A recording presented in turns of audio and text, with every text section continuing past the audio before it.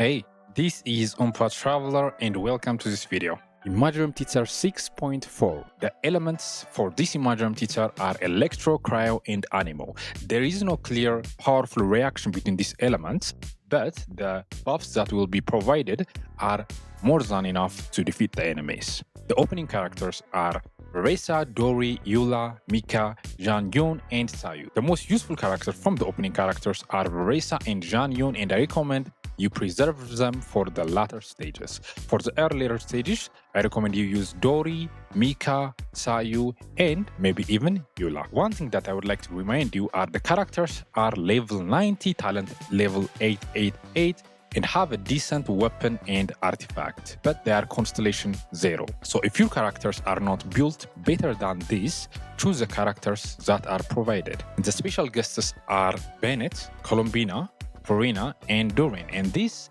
is a really good thing for people that have Nordcry DPSs, Hex and Circle DPSs, and Skark Freeze team. You can use those team to defeat the bosses that are harder and on the latter stages. Now let's move on to the enemies.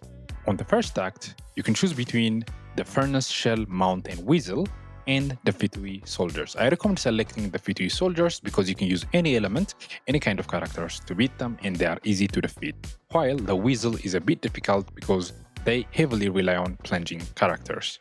On Act 2, you can choose between the Hydro Hilicher Rogue and Secret Source Automation or the Fitui soldiers. I recommend selecting the Hydro Hilicher Rogue because they do not have any shield that you will struggle with, and they are fairly easy to defeat. Act 3, the Dendro Chicken. For this boss enemy, you will need electro characters so that you can fill the gauge next to its HP bar, which makes the chicken do different actions. Sometimes it runs, sometimes it falls. But in the case it falls, then it will be very easy to deal damage to it.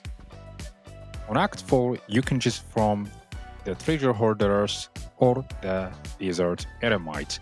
I suggest choosing the Treasure Hoarders because they are easier to defeat, even though they are larger in number.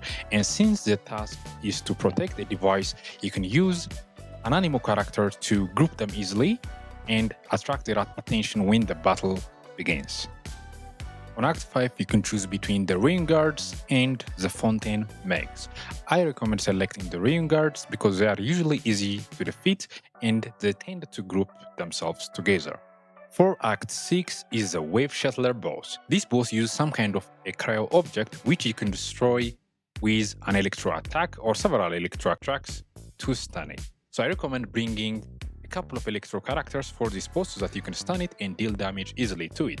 If you don't, it will freeze you and deal high amount of damage to you, or it will run around, making you unable to deal damage to it. For Act 7, the enemies are the Frost Knight Scions for both Cryo and Elect.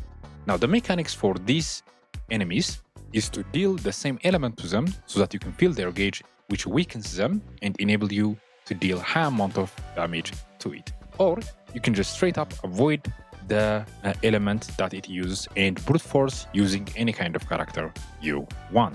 For Act 8 is a battle-hardened Mandragora. This enemy is really not that difficult to defeat. These enemies at some point will spread itself into multiple little enemies, so I recommend bringing a grouping character so that you can group them and deal damage to them, which will allow you to deal damage to the actual boss. For Act 9 are the Tenebrous Mimesis, which are the nutline enemies that require a lot of elemental application or Night Solar aligned attacks, or the other option is to go with the Nordcry bots. I recommend going with the Nordcry bots since they do not have that much of a shield and you can use any character on them. Lastly, for Act 10 is a Perpetual Mechanical Array.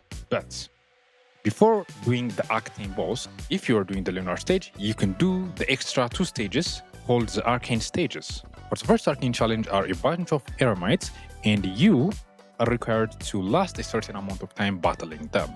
Now you can use the weakest characters you have that have sustain and defeat this challenge, especially if you have leveled up your Brilliant Blessings. So this challenge is not going to be that much difficult, while the second challenge is a bit difficult but still manageable. The second challenge are the Natlan Tenebrosis that require a lot of elemental application, or a nice well-aligned attack. I recommend using Veresa for this challenge specifically. Lastly, for Act 10 is a perpetual mechanical array, and you should use your base DPS for this last stage. This boss does not have that complicated of a mechanics. Initially, you can deal damage straight to it, and at some point it will stop and it will spawn 5 or 4 other bots. And you should attack the bot that has a glowing ring around it. Once you defeat that bot, then you can attack the main bot again and deal damage to it. That's the only mechanic you need to be aware of. Other than that, you can just deal damage straight up to it. Thank you for watching this video. Like and subscribe for more content like this, and have the best of luck on your next wish.